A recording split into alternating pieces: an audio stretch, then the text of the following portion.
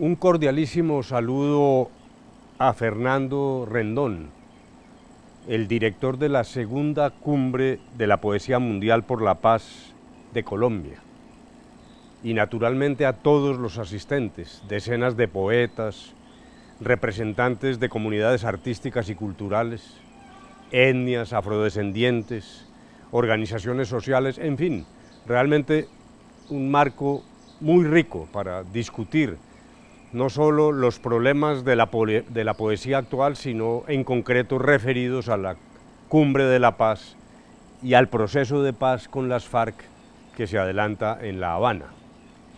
Desde un principio intenté estar presente allí físicamente, pero ustedes comprenderán que las dificultades de agenda, de tiempo, de múltiples compromisos realmente impidieron que lograra ese que era mi propósito.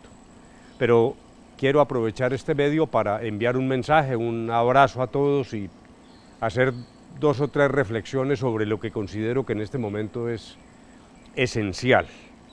Y naturalmente que quiero comenzar por la irrupción del fenómeno del nadaísmo, la manera como el nadaísmo ingresó a la vida intelectual colombiana y, dijéramos, la semblanza de Gonzalo Arango, el líder, quien llevaba esa linterna de Diógenes para discutir en el momento en que el nadaísmo tomó cuerpo en Colombia.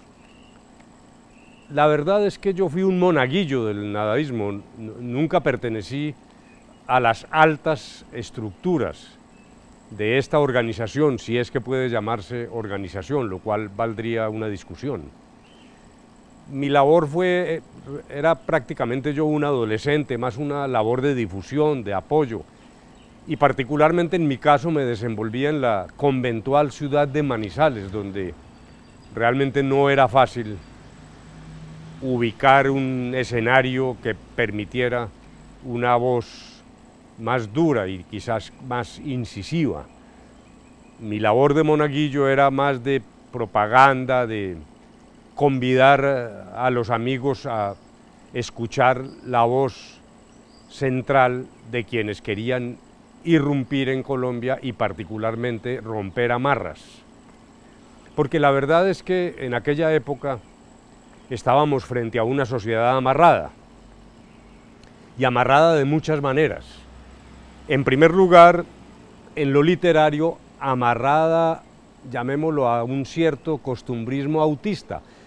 No es que la literatura costumbrista en sí misma tenga un fardo pecaminoso o que tenga que ser condenada.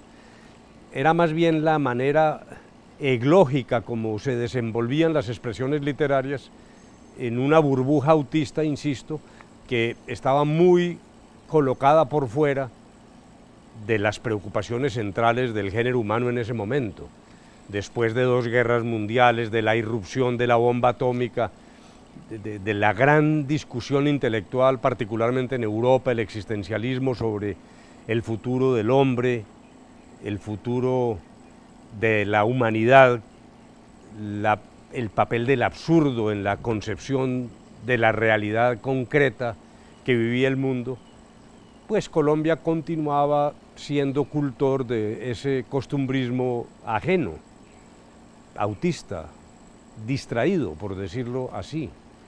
Y particularmente el principal vehículo lingüístico era esa literatura grecoquimbaya, un poco salamera o grecocaldense, como quiera llamarse, que por fortuna ha desaparecido. Yo diría que hoy solo quedan 3 cultores del grecoquimbayismo en Colombia. El primero es Timochenko, el segundo es Fernando Londoño y el tercero puede ser Humberto de la Calle. Y realmente me parece que hay que dar ese paso y superar esa sociedad amarrada al costumbrismo que he querido llamar autista. También estaba amarrada a clichés. Por ejemplo, una gran discusión en aquel tiempo era si la poesía carecía de rima, ¿es poesía? Como si el esqueleto, la estructura retórica fuera la que determinara el contenido, la calidad y la naturaleza del mensaje poético. Claro, ya son viejas discusiones totalmente fuera de foco, pero era esa la discusión del momento, como también la suerte, naturaleza y características del arte no figurativo. Yo recuerdo que en aquella época atacar a Marta Traba era como una especie de deporte nacional, y lo que se decía es que Marta Traba era una especie de demonio, como también eran demonios los Beatles, simplemente porque había una expresión musical también distinta, que hoy, por cierto, no tiene a estas alturas de la humanidad propiamente nada de audaz. En lo político también era una sociedad amarrada a instituciones muy distantes, un ejercicio de la política que cada vez se alejaba más del sentimiento de los colombianos.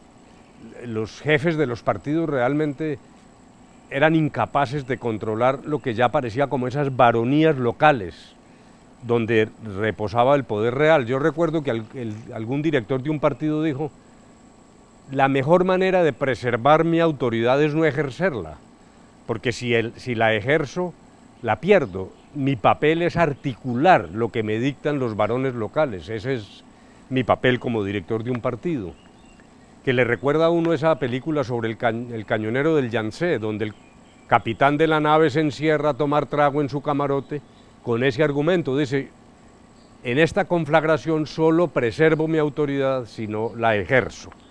Y de allí se derivaba ese propósito de ejercer la política, una política que yo llamo la mano ajena que mueve la brasa, que eran estructuras elitistas encopetadas en Bogotá, que ponían a los manzanillos, que hoy llamaríamos clientelistas, a hacer la tarea sucia, y mientras con un ojo exigían resultados electorales concretos, el otro ojo estrábico se olvidaba de los desmanes y de las corruptelas. Era una visión totalmente partida, una especie de negación miope de las consecuencias de la manera como se transmitía la autoridad de las élites a los operadores políticos en la provincia. Una sociedad amarrada también a una sexualidad reprimida. El problema de la Iglesia hoy no es un problema con Francisco, al contrario, Francisco le ha dado un impulso refrescante a la Iglesia Católica. El problema de aquel entonces era con una especie de guardia vaticana en defensa a ultranza de un dogma autoproclamado, y también una especie de enemistad profunda con el placer, una enorme sospecha y condenación del placer.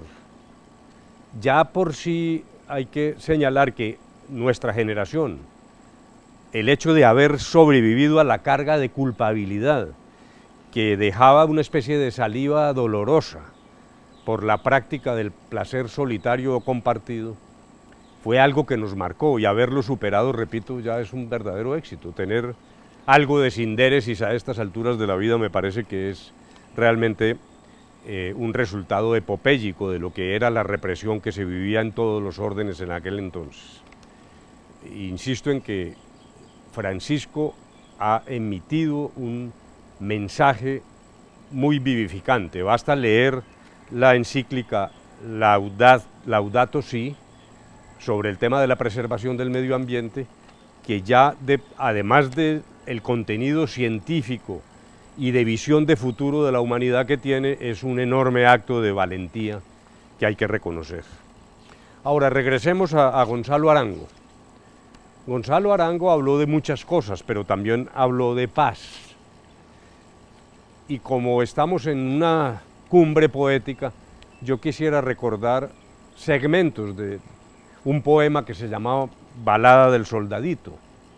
Decía Gonzalo: soldadito, soldadito, carga tu fusil de viento y dispara contra el cielo para que caiga la lluvia. Soldadito, soldadito, carga tu fusil de amor y dispáralo a la luna para que nazca una flor. Soldadito, soldadito, carga tu fusil de olvido para que una paloma vuele con su ramito de olivo.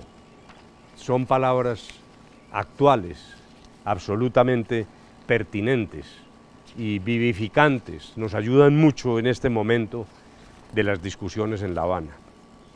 Pues bien, pero en este momento, ¿qué es realmente lo crucial porque lo crucial no es el silencio de los fusiles, ese es un propósito, un elemento, eso es lo que nos une, es lo que quiere la gran mayoría de la nacionalidad colombiana.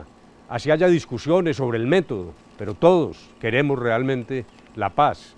Pero no es solo silenciar los fusiles, no es la cuestión armada, lo crucial es el momento que brinda el fin de este conflicto de más de medio siglo para buscar lealmente la equidad, recorrer en serio el camino hacia la igualdad de los colombianos, lograr que el sistema político incluya la voz de poblaciones marginadas, es la tolerancia, es el pluralismo, es el momento clave para que decidamos si esta sociedad es una sociedad abierta, libre.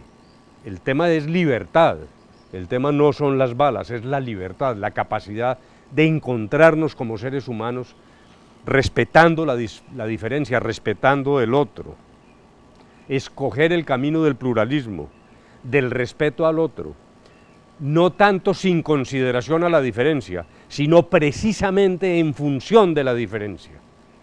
Ese es el reto que tenemos ahora en La Habana y en Colombia. No es que tantas balas se gastan, sino precisamente construir una sociedad en función de la diferencia. Y yo quiero terminar ya recordando otro poema de Gonzalo.